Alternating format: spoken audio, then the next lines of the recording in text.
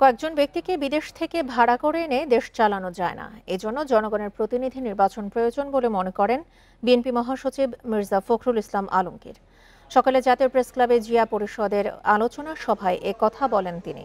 মির্জা ফখরুল ইসলাম আলমগীর বলেন, দেশে ভয়াবহ সংকট চলছে, রাজনৈতিক ও অর্থনৈতিক শূন্যতা তৈরি হয়েছে, চেষ্টা চলছে গণতন্ত্রে উত্তরণের।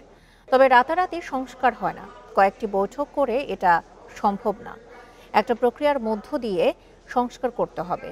পরে মির্জা ফখরুল আরও বলেন, পিআর পদ্ধতির নির্বাচন সম্পর্কে সাধারণ মানুষ জানে না, তারা চায় ভোট যাকে দেয়া হবে তিনিই হবেন প্রতিনিধি।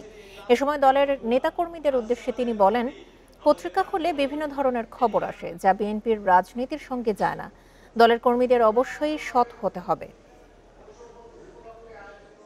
নির্বাচন না হলে আমি প্রতিনিধি নির্বাচন করবো কি করে?